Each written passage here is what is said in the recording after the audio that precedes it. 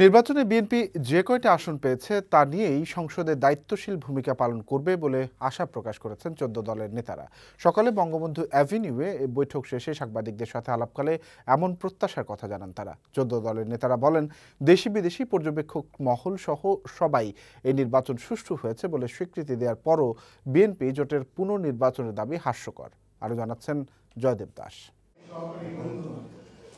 একাদশ জাতীয় সংসদ নির্বাচনের পর প্রথমবারের মতো রাজধানীর বঙ্গবন্ধু এভিনিউ আওয়ামী লীগের কেন্দ্রীয় কার্যালয়ে বৈঠকে বসে কেন্দ্রীয় ১৪ দল। আদর্শিক এই জোটের নেতারা আওয়ামী লীগের নেতৃত্বে বিশাল বিজয়ে প্রধানমন্ত্রী শেখ হাসিনার দৃঢ় নেতৃত্বের প্রশংসা করে তাকে ধন্যবাদ জানান।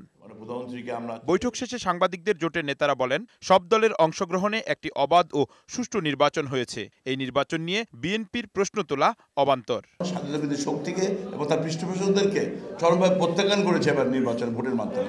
বিশেষ করে তরুণরা, নবীনরা, মহিলারা জনগণ ইতিমধ্যে তাদেরকে নিষিদ্ধ করে দিয়েছে। এ সময় হাসানুল হক ইনু বলেন, নির্বাচনে শেখ হাসিনার উন্নয়নের প্রতি জনগণ আস্থা রেখেছে এবং জামায়াতে ইসলামের পৃষ্ঠপোষক বিএনপিকে বর্জন করেছে। দেশের জনগণ শান্তি ও উন্নয়নের পক্ষে ছিল বলেই মহাজোটের এমন বিজয় হয়েছে বলে মন্তব্য করেন জোটের আরেক নেতা রাশেদ খান মেনন। দেশের মানুষ রাজনীতিতে এখন আর সংঘাত, সংঘর্ষ এবং রক্তক্ষয় দেখতে চায় না।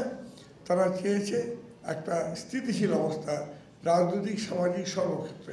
রাজাকার, জামাত, সাম্প্রদায়িক জঙ্গিবাদী শক্তির সঙ্গে পার্টনারশিপ করে অশান্তির রাজনীতি চর্চা করেছে, সে বিএনপি জামাতের বর্জনের রায় দিয়েছে। দেশের তরুণরা ভোট দিয়ে জানান দিয়েছে তারা জঙ্গি, সন্ত্রাস ও দেশ বিরোধী শক্তির বিরুদ্ধে, এমনটাই মনে করেন ১৪ দলের নেতারা। যাওয়ার পরে যাই হোক না কেন, তাদের প্রতি আমাদের সবসময় শ্রদ্ধাবোধ আছে। তারা ইনশাল্লাহ পার্লামেন্টে থাকবে এবং ইতিবাচক ভূমিকা রাখবে। জয়দেব দাস, বৈশ্বিক সংবাদ, ঢাকা।